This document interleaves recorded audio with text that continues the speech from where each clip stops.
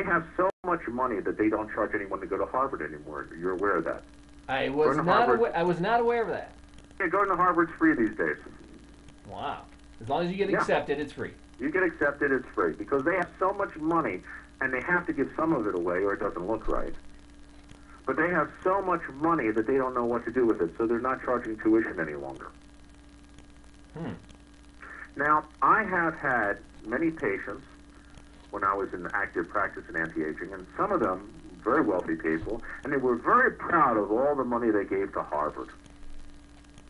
And I said to them, and I say this to them all the time, I say, well, why aren't you giving money to me? Forget me. But why aren't you making a joke? Yeah. I said, why don't you give this money to, to some innovative anti-aging researcher or some, young, bright, not necessarily Harvard or Yale or whatever, big name, but do it to someone who's out of the box, who's trying to take a different tact, who's trying to come up with something new, who isn't stuck in the old paradigm, who has a chance of finding something new. And I was always amazed at their reasons for not doing that. They really were giving the money away not because they were so philanthropic, but they wanted their name on the side of a building so they could impress their friends.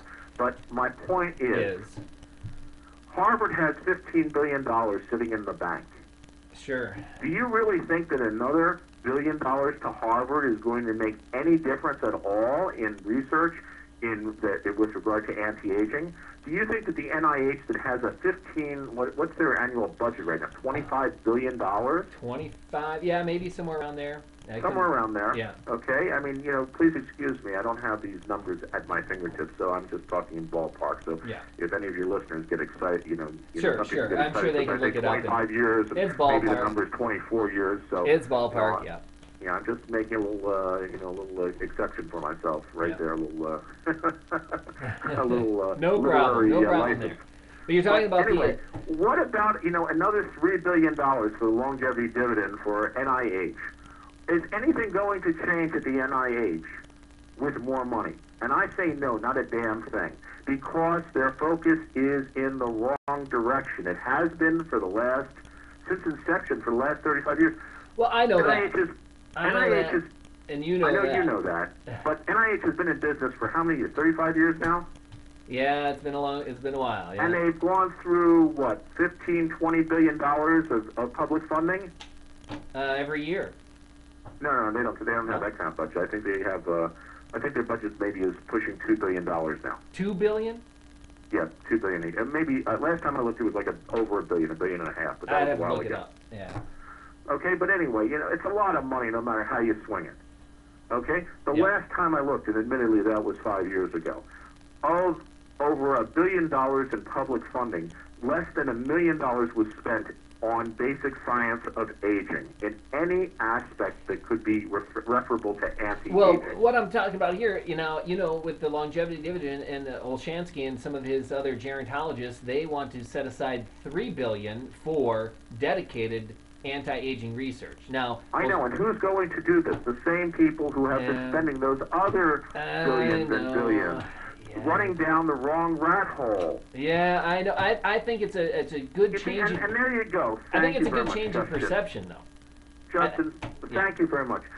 You just said it yourself. You said, "Yeah, I know," and that's the whole reason why the American Academy of Anti-Aging Medicine has come into being.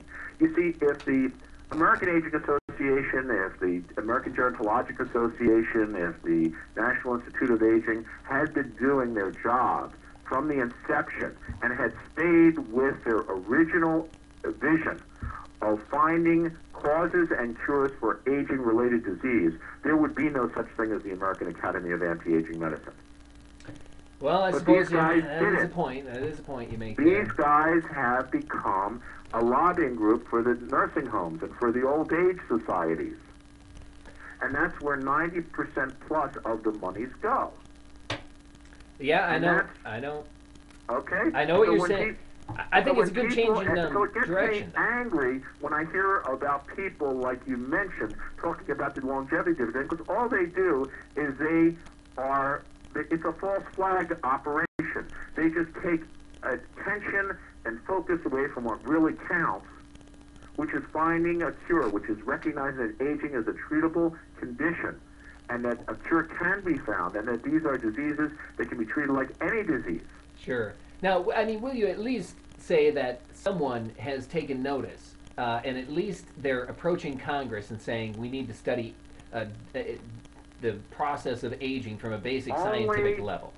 Only grudgingly. Okay, only because I'll take there that. are I'll take that. organizations like the American Academy of Anti-Aging Medicine who are embarrassing them by being public successes, international successes, Sure. by taking the right position. That's the only reason that the A4M is around. That's the only reason why the A4M is successful, because we've taken a position that makes sense and it has relevance to the public of planet Earth.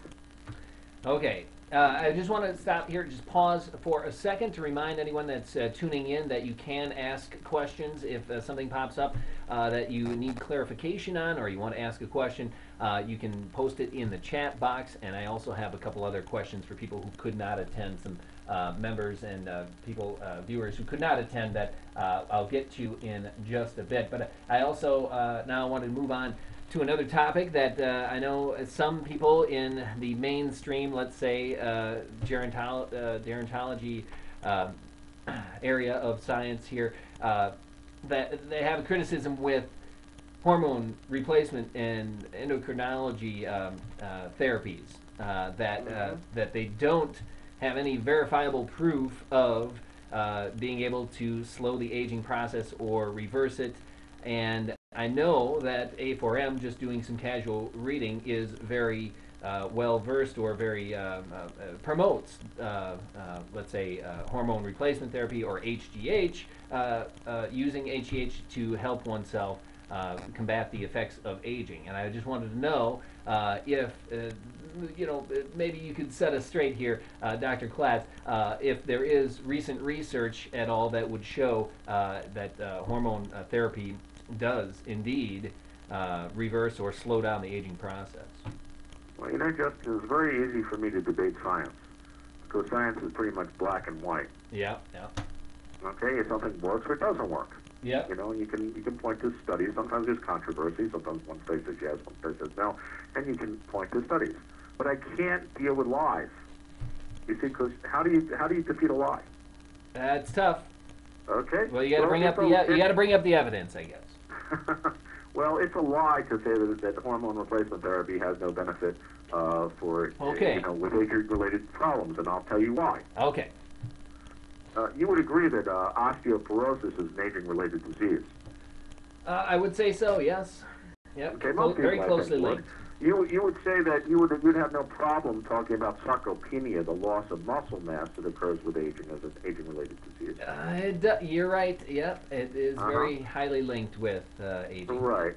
Well, if you talk about testosterone or human growth hormone, both of those have a very valid and an indisputable role in treating both of those conditions. Growth hormone will not only repair bone, but it will repair vertebral bone, which is the hardest bone to repair, okay, and will actually increase bone mass in most people who are taking it for replacement purposes. Growth hormone and testosterone will both help to regenerate lost muscle mass that occurs with aging. Human growth hormone will increase nerve conduction velocity back to a more normal level in people who are growth hormone deficient.